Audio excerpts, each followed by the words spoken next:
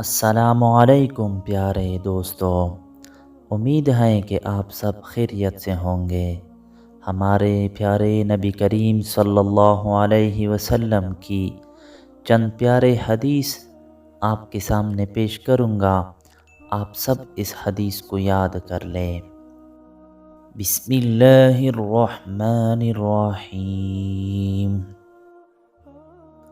حضرت ابی شریح رضی اللہ عنہ سے روایت ہے کہ رسول کریم صلی اللہ علیہ وسلم نے فرمایا، جس شخص کا اللہ تعالی اور قیامت کے دن پر ایمان ہو، اسے چاہیے کہ وہ اپنے مہمان کی عزت کرے اور اس کی مہمان نوازی کا اہتمام کرے۔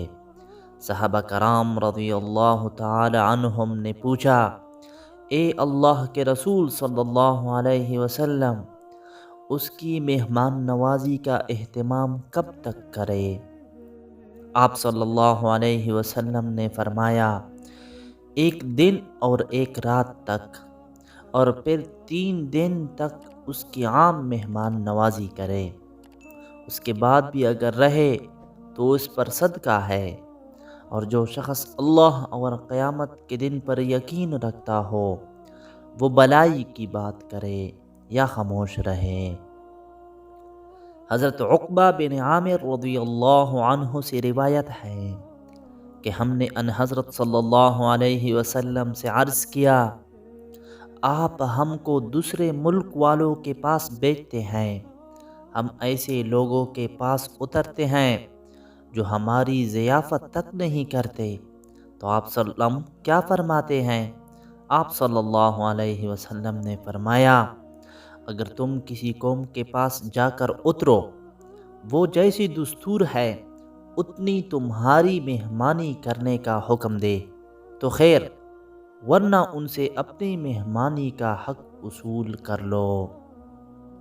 حضرت جابر رضی اللہ عنہ سے روایت ہے کہ نبی کریم صلی اللہ علیہ وسلم نے فرمایا، ایک آدمی کا کھانا 2 آدمیوں کے لیے کافی ہوتا ہے، 2 کا کھانا 4 کے لیے کافی ہوتا ہے، اور 4 کا 8 کے لیے کافی ہوتا ہے۔ حضرت ابو ہریرہ رضی اللہ عنہ سے روایت ہے، ایک شخص نے رسول اکرم صلی اللہ علیہ وسلم کی خدمت میں آ کر کہا، میں فاقہ سے ہوں۔ آپ صلی اللہ علیہ وسلم نے اپنی زوجہ کے پاس پیغام بھیجا۔ انہوں نے کہا، اس ذات کی قسم جس نے آپ کو حق کے ساتھ بھیجا، میرے پاس تو پانی کے سوا کچھ نہیں۔ پھر آپ صلی اللہ علیہ وسلم نے دوسری زوجہ کے پاس پیغام بھیجا، انہوں نے بھی اس طرح کہا، حتیٰ کہ سب نے یہی کہا۔ بالآخر آپ صلی اللہ علیہ وسلم نے فرمایا، جو شخص اس کو آج رات مہمان بنائے گا، اللہ تعالیٰ اس پر رحم فرمائے گا۔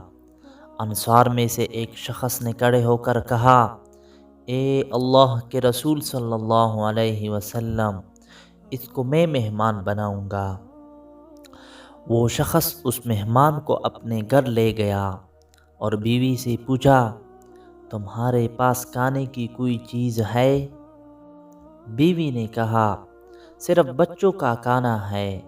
اس نے کہا، بچوں کو کسی اور چیز سے بہلا کر سلا دو، جب مہمان کھانا کھانے لگے تو چراغ بجھا دینا اور اس پر یہ ظاہر کرنا کہ ہم کھانا کھا رہے ہیں۔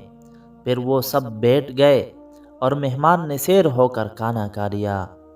جب صبح کو نبی کریم صلی اللہ علیہ وسلم کے پاس پہنچا تو رسول اکرم صلی اللہ علیہ وسلم نے فرمایا، تم نے مہمان کے ساتھ جو حسن سلوک کیا، اللہ تعالیٰ اس پر بہت خوش ہوا۔